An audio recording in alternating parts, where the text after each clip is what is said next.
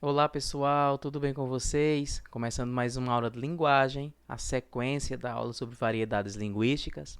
Na aula passada eu falei um pouquinho sobre essas variantes, sobre a variedade padrão, sobre as variedades não padrão. Falamos um pouquinho sobre os motivos, as causas das variedades não padrão, variação regional, variação situacional, entre outras situações. E hoje a gente vai dar sequência a esse conteúdo, só que agora na prática, resolvendo questões do jeito que o Enem cobra da gente. Lembrando que variedades linguísticas, assim como funções da linguagem, assim como questões sobre gêneros textuais, tipos textuais, são questões vistas pela TRI como questões fáceis que você não pode errar, tá bom? As questões sobre variedades linguísticas são mais fáceis ainda do que outros itens também considerados fáceis. Vocês vão ver agora na resolução de questões. Eu já trago a primeira questão para vocês. Todas as questões que eu trago nessa aula de hoje são questões de Enem. Lembrando que eu leio primeiro o comando da questão. Eu observo aqui que uma das formas, eu tenho várias formas, né? O Enem tem várias formas de cobrar de nós sobre variedades linguísticas, e uma das formas é perguntando que tipo de falante é aquele em um determinado texto, que é o que acontece aqui. Acompanhe comigo o comando da questão. A partir da análise da linguagem utilizada no poema, infere-se que o eu lírico revela-se como falante de uma variedade linguística específica. Esse falante, em seu grupo social, é identificado como um falante, então eu tenho que identificar de onde é esse falante, quem é esse falante. Aí eu volto para o texto, já sabendo o que é que eu preciso encontrar nele.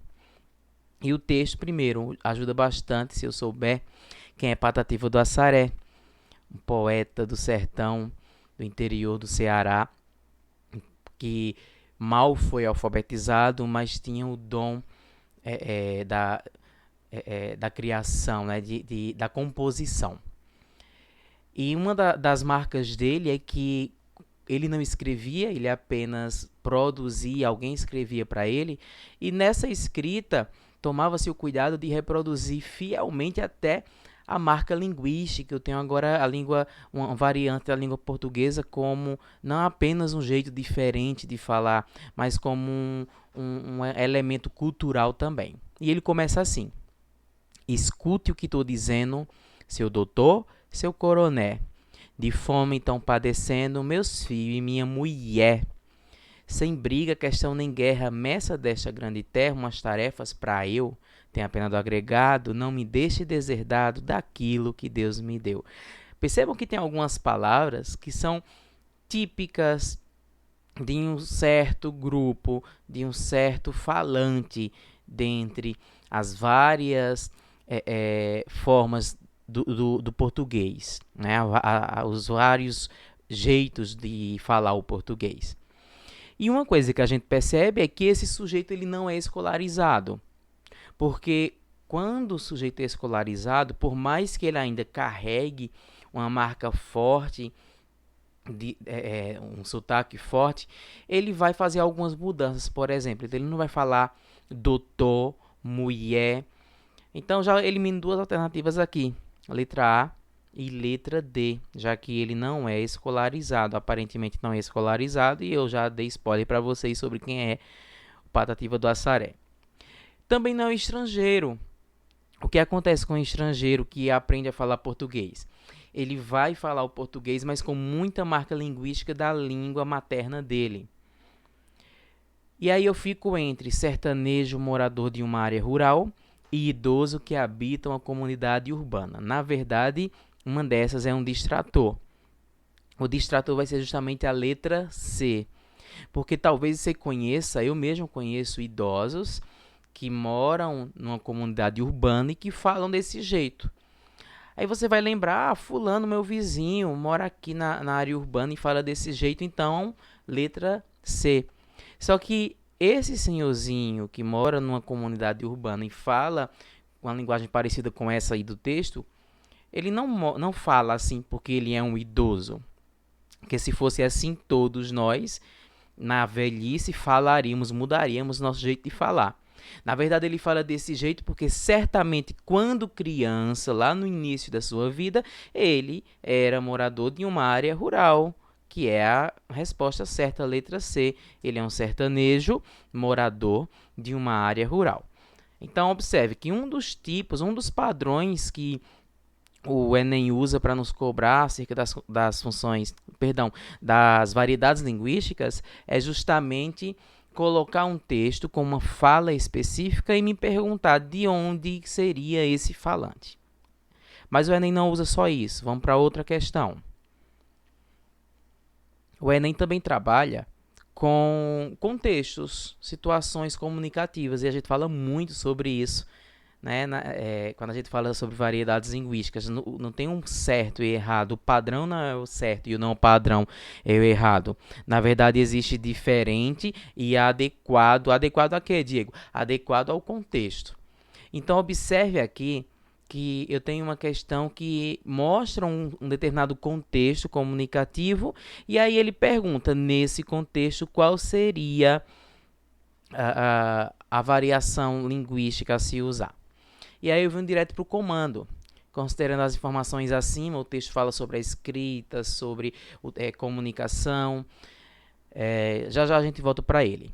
Imagine que você está à procura de um emprego e encontrou 2 empresas que precisam de novos funcionários. Veja que eu vou voltar só para a gente perceber a estrutura do texto, mas na hora da prática mesmo você não precisa voltar para o texto. O comando por si só resolve. Considerando as informações acima, imagine que você está à procura de um emprego. Gente, qual o contexto? Você está à procura de um emprego. Em uma entrevista de emprego, qual seria a variedade linguística mais adequada? E aí um comando continua. E encontrou 2 empresas que precisam de novos funcionários. Uma delas exige uma carta de solicitação de emprego. Ao redigir esta carta, você vai fazer uso de quê? De metáforas, linguagem metafórica na letra A, ou de recursos não verbais, apresentar elementos não verbais na letra C, ou vai usar a informalidade na letra C, aliás, eu falei letra C, era a letra B. Apresentará elementos não verbais na letra B, utilizará o registro informal, letra C, lógico que não. O que se espera em um contexto de procura, de entrevista de emprego, é que você evidencie a norma padrão. Letra D, esse é o gabarito. Nem precisamos ler o texto, mas vamos fazer uma leitura rápida só para a gente entender do que ele fala, mas lembrando, na prática não precisaria, só com o comando você iria conseguir resolver.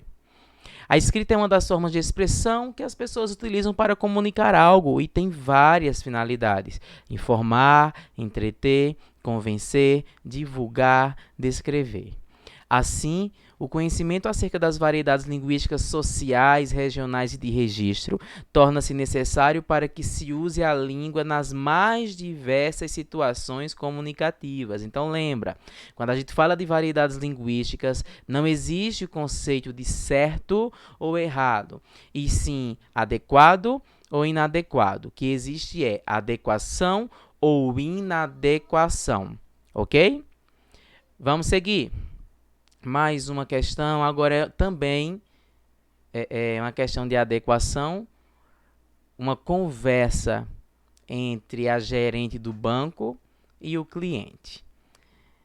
Para a gente entender, lógico, a gente faz primeiro a leitura do comando, mas já vou adiantando para vocês que o texto precisa ser lido. Mas vamos primeiro para o comando.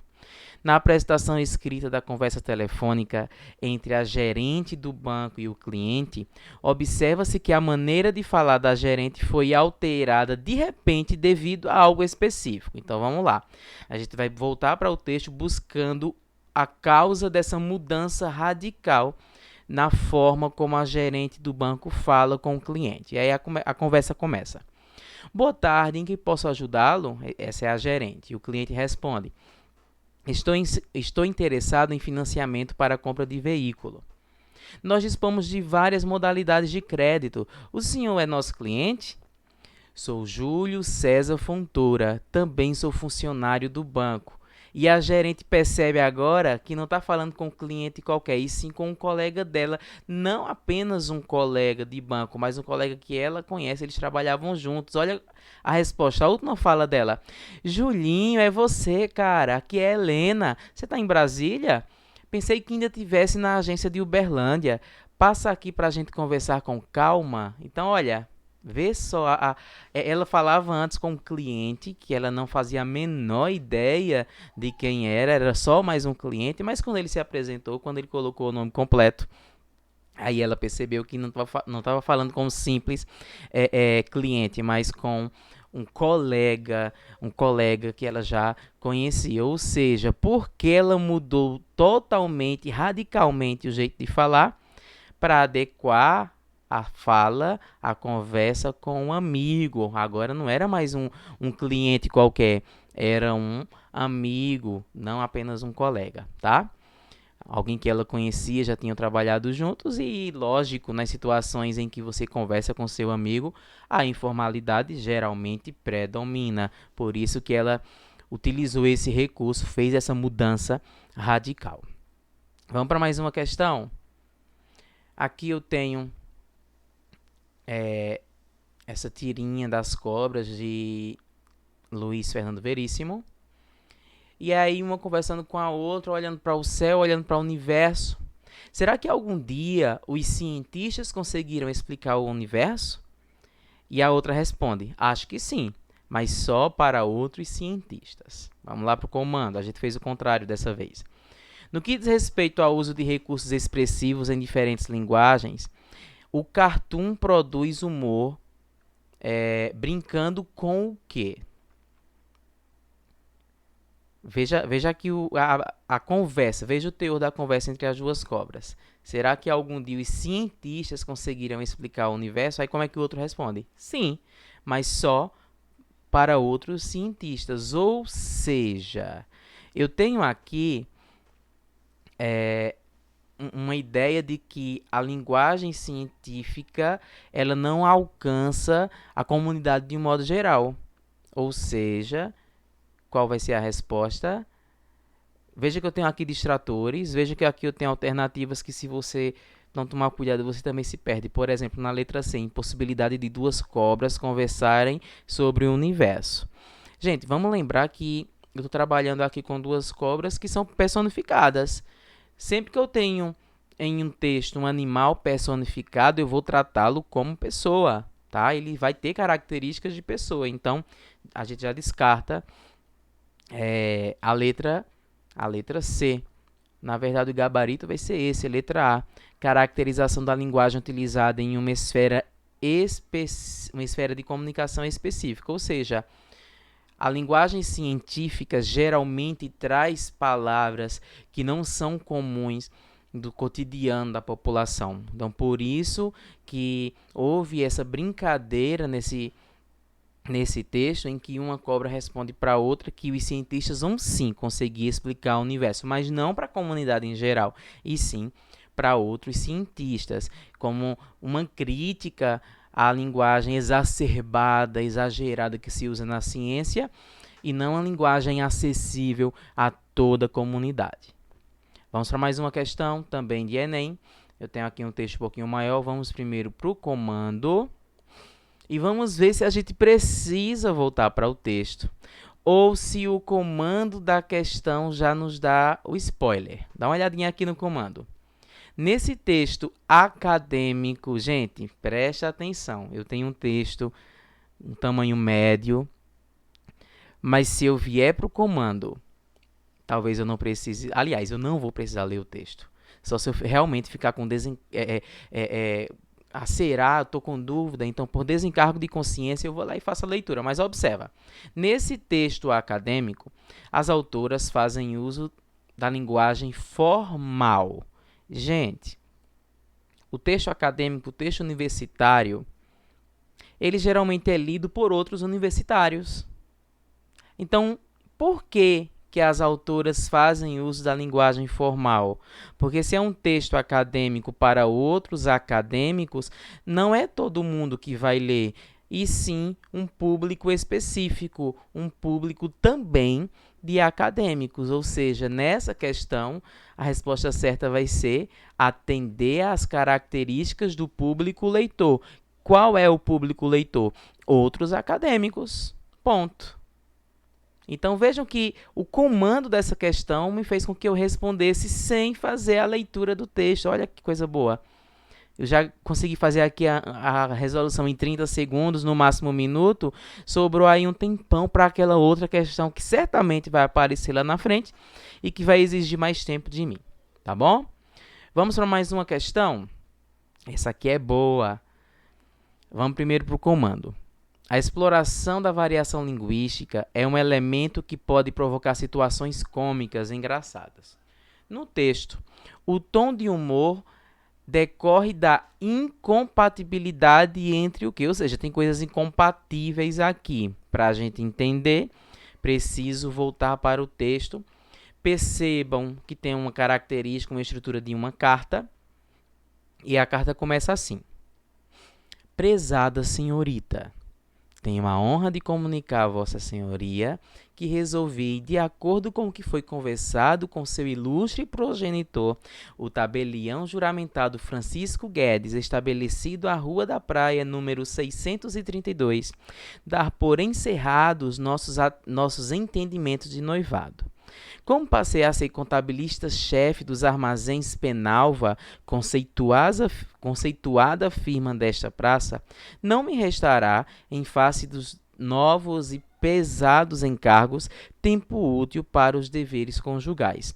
Outro sim, participo que vou continuar trabalhando no varejo da mancebia, como vinha fazendo desde que me formei em contabilidade em 17 de maio de 1932, em solenidade presidida pelo excelentíssimo senhor presidente do Estado e outras autoridades civis e militares, bem como representantes da Associação dos Varejistas e da Sociedade Cultural Recreativa José de Alencar. Gente, já parei por aqui, pelo amor de Deus.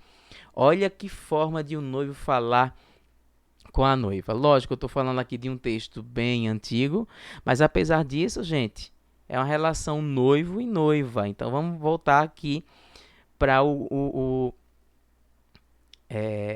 comando. Nesse texto, o tom de humor decorre da incompatibilidade. O que é que está incompatível aqui, gente? O objetivo de informar e a escolha do gênero textual. Letra B, a linguagem empregada e os papéis sociais dos interlocutores. Primeiro, quais são os papéis sociais dos interlocutores? Noivo e noiva, ou seja, um casal de namorados. O jeito como ele falou com a noiva, ou agora ex-noiva, é compatível com a linguagem empregada, uma linguagem exagerada, não, exacerbada? Óbvio que não. Apesar de ser de outra época, o humor surge justamente a partir da linguagem empregada, a incompatibilidade entre a linguagem empregada e os papéis sociais dos interlocutores. Não combina, não se encaixa ali a função que eles têm, a relação que eles têm com esse tipo de linguagem. Vamos para mais uma questão. Aqui eu tenho uma fachada de um supermercado. E a palavra supermercado está escrita em português lá no topo e depois em outras línguas. Vamos para o comando. A fotografia exibe a fachada de um supermercado em Foz do Iguaçu, cuja localização transfronteiriça é marcada tanto pelo limite com a Argentina e Paraguai, quanto pela presença de outros povos. Então veja que ele já me deu spoiler aqui. Por que eu tenho supermercado escrito em várias línguas? Essa fachada revela o quê? O apagamento da identidade linguística de forma alguma, pelo contrário. Ela vai mostrar um planejamento linguístico no espaço urbano. Se esse supermercado está sendo colocado, está sendo implantado justamente em uma localidade em que vários povos vão passar, nada mais organizado do que colocar a palavra supermercado em várias línguas, nas possíveis línguas dos possíveis usuários e visitantes que passaram por ali. E para terminar, trouxe mais uma questão. Tem um texto aqui, papos, uma conversa entre duas pessoas, mas primeiro vamos para o comando. Nesse texto, o uso da norma padrão defendido foi por um dos personagens. Nesse texto, o uso da norma padrão defendido por um dos personagens torna-se o quê? Inadequado. Em razão de quê? Então, primeiro, o comando já está dizendo que tem uma certa inadequação. Quando eu volto para o texto, o próprio título já me dá um spoiler. Papos. É um papo, é uma conversa informal. E eles começam. Me disseram. Aí o outro corrige. Disseram-me. Hein? O correto é disseram-me, não me disseram. Eu falo como eu quero e digo mais. Ou é digo-te. O quê? E aí eles começam a discussão sobre o jeito de falar, mas percebam que eu tenho um contexto, eu tenho uma situação de informalidade, então a inadequação do uso da variedade padrão da língua portuguesa, que é o que um dos usuários dessa conversa, um dos participantes dessa conversa insiste em trazer a variedade padrão, ela se torna inadequada, ela passa a ser inadequada devido ao contexto de comunicação em que a conversa se dá. Eu tenho ali um papo, um bate-papo. Tá? Por mais que um seja mais culto, mas ele não está numa situação de formalidade em que a variedade padrão deva ser usada. Por isso, nesse caso, ela é inadequada. Então, observem aí, com todos esses textos que nós vimos, de tantos outros que você pode ver também, as formas diferentes como as variedades linguísticas podem ser cobradas de nós em uma questão do Enem. Lembrando, eu não posso perder por nada questões sobre variedades linguísticas. Lembrem disso. A gente termina por aqui. Um abraço para vocês, bons estudos e até a próxima aula.